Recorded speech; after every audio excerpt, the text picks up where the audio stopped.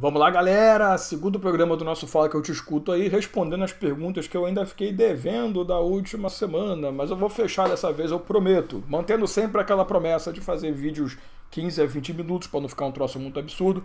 Pedindo a você, me acompanha no Instagram lá, @prof.dalmazevedo.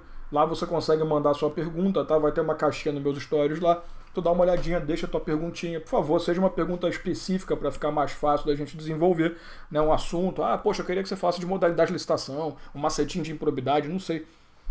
E eu consigo responder com calma. Agora, para a gente não perder tempo igual eu perdi da última vez, vamos direto para as perguntas. Eu vou puxar aqui no meu celulite a primeira perguntinha da Cláudia Guerreiro, que vai falar sobre desapropriação. Eu vou até juntar o que ela, na verdade, pediu para falar um pouco sobre desapropriação, e o professor Pietro, meu parceiro lá de Porto Alegre, grande abraço, Pietro, melhor promotor de justiça do estado do Rio Grande do Sul, salvo os outros, né, depois dos outros.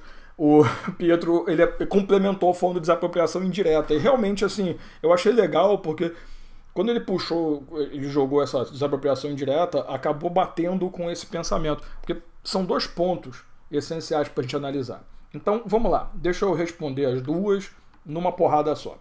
Cláudia, é o seguinte, quando você fala em desapropriação, você está começando o estudo de uma coisa chamada intervenção do Estado na propriedade privada.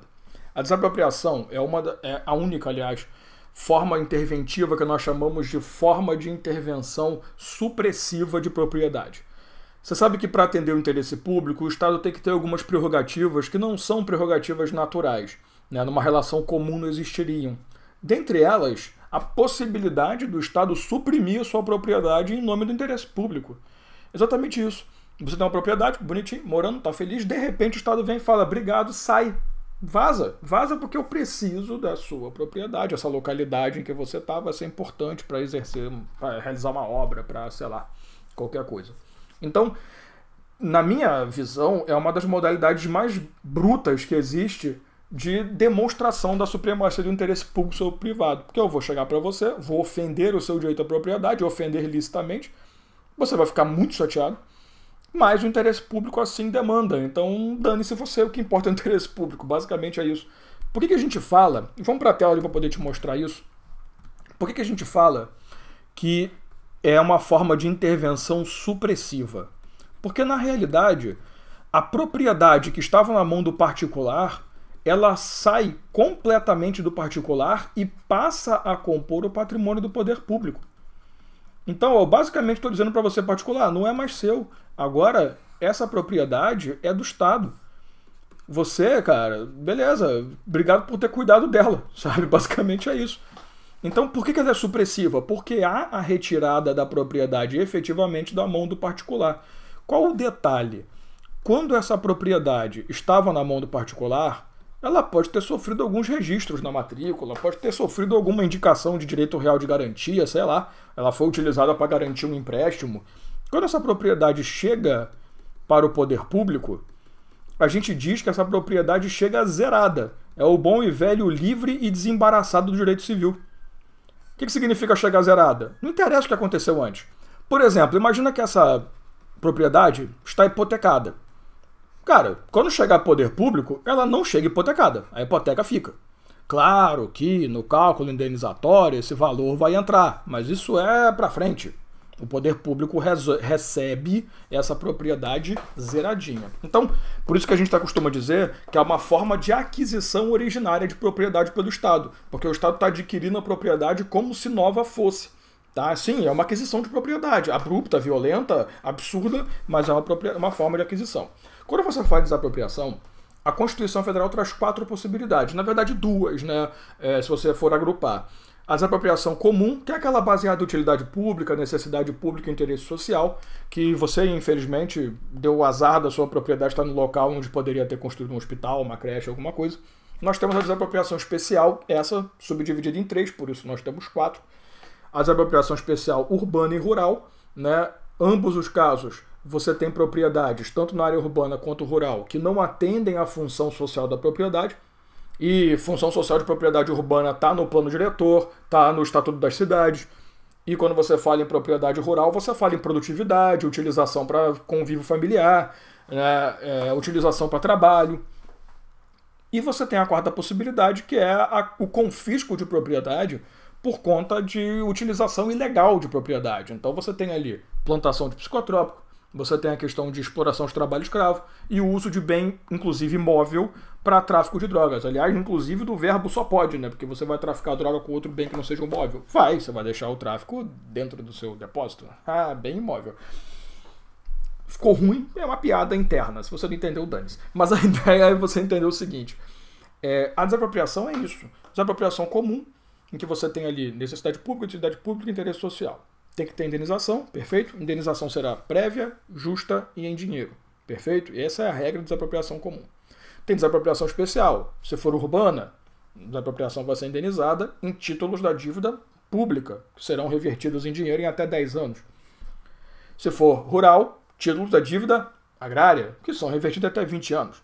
E se for a desapropriação chamada pela doutrina de expropriação, que eu acho uma palavra meio escrota, mas tudo bem, minha opinião não interessa para a prova, a expropriação ou a desapropriação sanção, desapropriação confisco é aquela que retira a propriedade porque você cometeu ilegalidade. Logo, não tem indenização. Também não chuta o balde, não. Não que você não tenha cometido ilegalidade nas outras, na especial urbana e rural, porque você não deu função social à propriedade, mas convenhamos que não é um ilícito, né? Não é uma contravenção, não é um ilícito absurdo penal que a Cláudia Serpa, por exemplo, iria querer te matar depois. Até aí de boa? Então, a montagem clássica para uma prova é você conhecer os tipos de desapropriação, a base da desapropriação e se é indenizado ou não, e como que essa indenização se dá. Perfeito? Aí quando você fala, e vamos para a tela, em desapropriação indireta, é que a coisa fica mais legal. Porque para que a desapropriação ocorra de forma correta, o que é necessário? É necessário que duas etapas sejam respeitadas.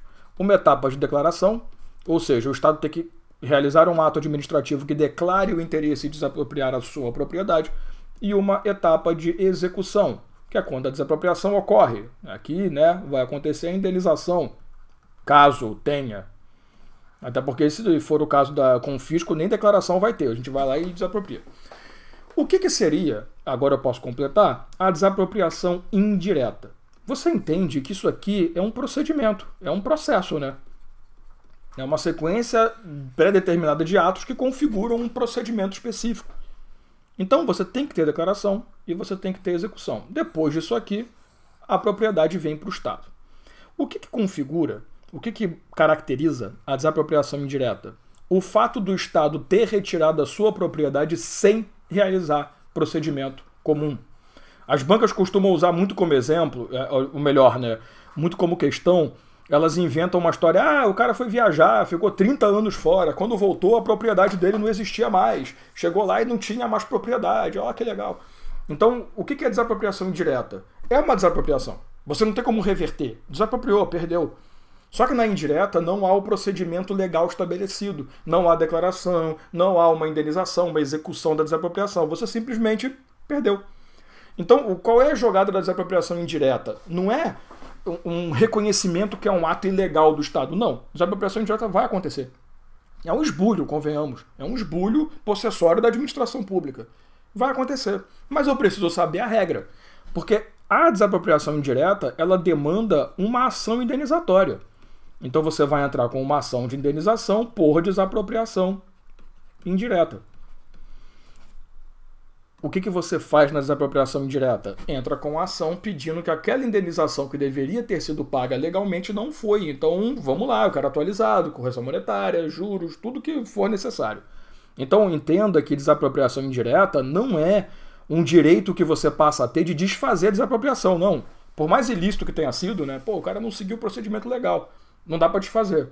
O que você vai garantir na desapropriação indireta é a sua indenização. Vale a pena observar o seguinte, ó. Existe a súmula 119 do STJ, que é uma súmula bem antiga, que ela fala o seguinte: a desapropriação indireta prescreve em 20 anos. Eu peço para você não anotar isso aqui. Por quê? Porque essa súmula foi editada sob a égide da Constituição, do Código Civil de 1916, que tratava... A gente entende que a desapropriação indireta é uma forma de uso capião ordinário.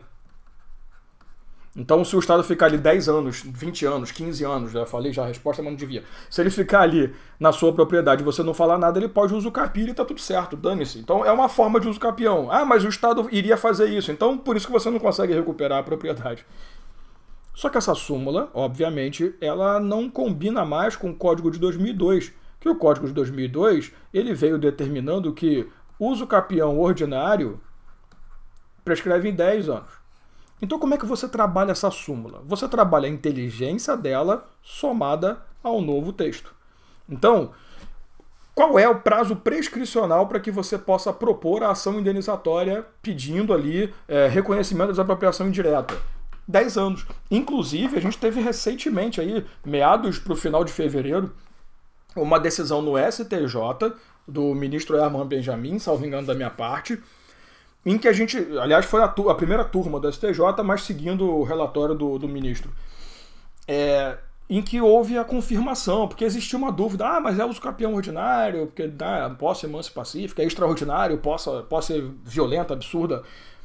Como tinha essa discussão, alguns defendiam 15 anos, tal, então isso está resolvido. Então a súmula 119 continua existindo na sua inteligência, não na sua literalidade, tá? E você tem que aplicar 10 anos como prazo. Isso eu sempre ensinei em aula, porque era o padrão, e agora está definido pelo STJ de vez. Tá, beleza? Então, matamos aí. Espero que vocês tenham resolvido a dúvida de vocês. Qualquer coisa, grita aí. A Lenise Herman falou, eu espero que eu esteja falando correto, tá? Pediu para falar sobre principais tópicos em concurso. Cara, de longe. Principais tópicos em concurso de direito administrativo, sempre princípios, não tem fuga.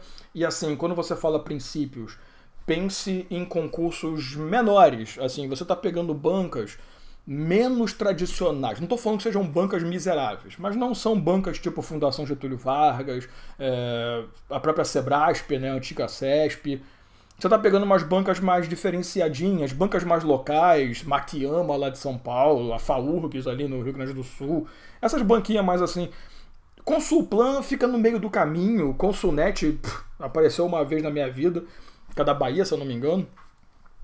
Então, assim, quando você pega umas bancas menores, e isso vai acontecer em provas mais regionais, mais locais, né, prefeitura, prova do estado e tal, a tendência é que você estude bastante princípios. E, nesse meio, FCC, que é um demônio que aparece no meio do caminho. Então, a Fundação Carlos Chagas, se aparecer, ela gosta de cobrar princípios. O que eu estou dizendo para você de princípios? As outras bancas, não é que elas não cobram princípios, é que elas fazem uma coisa diferente. Elas criam as questões em cima do princípio. Elas não vão perguntar para você qual foi o princípio ofendido ou que tem que ser aplicado. Elas vão fazer você usar aquele princípio para responder a pergunta. Entende? Então elas vão criar uma situação, por exemplo, em que você tem que fazer uma análise de proporcionalidade e razoabilidade. Mas a sua resposta não é houve ofensa à proporcionalidade. Você tem que dizer que o agente público agiu fora do padrão do que se esperava como interesse público para atender demanda, para resolver o problema. Você entende? Então o fato e a decisão tomada não combinam, né? O meio optado para chegar àquela solução não foi o melhor. Então, bancas mais avançadas, ESAF, CESP, né, Sebrasp, por aí vai, elas são um pouco mais chatas com princípios. Mas definitivamente princípios é um tópico que tem que andar no teu bolso. Ato administrativo é um tópico que tem que andar no teu bolso também. Não tem fuga. Ato cai em todas as provas, todos os concursos, todas as porcarias que Deus inventar para você.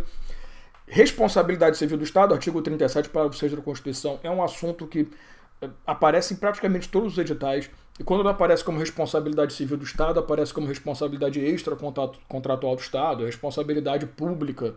Tá? Então é um assunto muito comum hoje em dia também.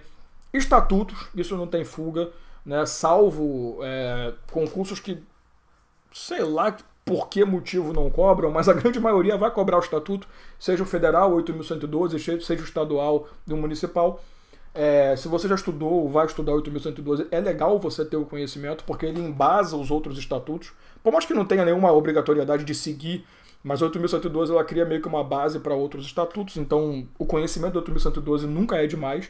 Ele vai fundamentar muita coisa. Mas pode causar confusão porque tem diferença? Sim. Mas por incrível que pareça, eu pelo menos sempre pensei isso. Quando você domina muito o 8.112 e você identifica as diferenças, aquilo fica mais destacado na tua cabeça. ó, eu não posso dar mole que a outra metodologia fala isso e aqui não fala, sabe? Então isso fica mais evidente e normalmente é isso que as bancas procuram. Porque as bancas vão cobrar aquela notinha de rodapé, aquele detalhezinho, aquela diferençazinha, entendeu? Então o 8.112 é muito importante. Esses 4 tópicos, eles normalmente resolvem boa parte das questões da sua prova, né? Estatuto, a questão de ato, a questão de princípios. Eu falei 3, né? 4, a responsabilidade civil do Estado. Falei 4, sim. Eu achei que eu tinha esquecido de falar de responsabilidade civil. Esses 4 assuntos normalmente respondem boa parte. Agora, cuidado com, né? Licitação e contratos. Pô, Dalmo, não é importante? Mas tem que estar no edital. Nem todo edital cobra. Nem todo edital cobra improbidade. Nem todo edital cobra processo federal 9784. Então é muito importante que você esteja preso ao edital. Mas se você, por enquanto, eu não tenho um concurso definido, cara, tenta dominar esses 4 assuntos. Princípios, atos, responsabilidade civil e estatuto. Tá? Mas, Dalmo, você acha que não é interessante da organização administrativa? É para você ver, né? Porque, assim, você conseguir enxergar a administração pública é muito importante. Mas não é aquele assunto que vai ser explorado universalmente, sabe? Tem que estar muito explícito na prova, tem que estar muito determinado. Então, assim, ele é uma base fundamental para você estudar direito administrativo. Então, eu parto do princípio que você saiba o mínimo de descentralização, desconcentração, aquela parte ali, administração direta e indireta. Mas não é um assunto que eu diria, putz, dedique sua vida aí para isso, tá? Então esses 4 assuntos eu acho que são basilares. E pra gente poder terminar esse vídeo, a Eline Tainara Lira, espero que eu tenha acertado. Não é porque o nome é estranho nem nada não, gente, é porque realmente, né, a gente lê o nome que está escrito no Instagram. Nem sempre a gente vai entender o que é. Redação oficial atual, o que mudou? Ainda vem um amo suas aulas, eu sou foda. Seguinte... Vamos fazer um panorama 2017 para cá. As 3 grandes mudanças que nós tivemos de 2017 para cá, tá? Essas talvez sejam os pontos que você precisa lembrar. Primeiro, a redução dos valores para parceria público-privada, né? A legislação da PPP ela foi alterada. Antigamente os contratos de PPP ou a concessão especial, né?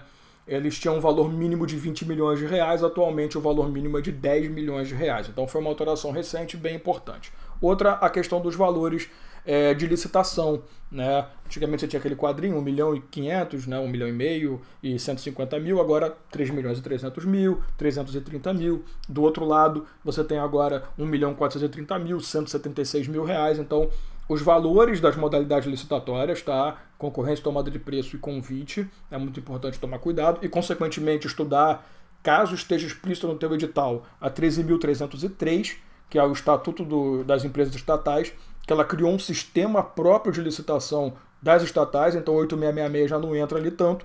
E, por último, ali, a alteração mais recente, mais maneira que a gente teve, maneira não porque é boa não, tá? Mas mais recente e que pode ser explorado muito esse ano aí nas provas, é a questão da improbidade administrativa. Lá no artigo 17 a gente tinha uma característica que a improbidade não permitia acordo nenhum. E com o pacote anticrime, com o acordo de não persecução, né, se você não estudou isso é legal o assunto, não é um assunto muito complexo, mas o pacote anticrime agora ele permite, na improbidade inclusive, você realizar um acordo de não persecução civil. Então ele permite que você faça um acordo e que esse procedimento administrativo, judicial administrativo de improbidade nem chegue lá porque você está ajudando em alguma coisa, está facilitando a vida dos investigadores. Então uma alteração importante, porque essa lei sempre foi considerada muito rígida, não permitia transação, acordo, nada, e de repente ele vem e fala, olha, agora pode. Agora pode ter um acordo, sim, que afaste a improbidade, afaste entre aspas, e isso pode ser um assunto que a gente pode até fazer uma live sobre isso no futuro, mas que afaste aí a aplicação brutal da lei de improbidade para que esse cara, né, essa pessoa, essa entidade venha ajudar nas investigações, né? Como se fosse ali uma delação premiada, ou que a gente deveria chamar de colaboração, né, premiada, mas tudo bem, somada a um acordo de leniência com Jesus na Terra, sei lá que maluquice que é. Mas a gente pode falar sobre isso no futuro, mas eu acho que são as 3 mudanças legislativas mais importantes que nós tivemos nos últimos anos. Claro, reforma previdenciária, porque mexeu na Constituição no artigo 40, mas isso para mim está meio óbvio. Falando em leis específicas nossas, acho que é muito importante isso. Tá? Espero que eu tenha entendido qual era a sua pergunta, a sua intenção e que eu tenha conseguido aí te ajudar em alguma coisa. Beleza? Então, Nos vemos na próxima semana, no próximo Fala que eu te escuto ou digita que eu leio, que é mais fácil.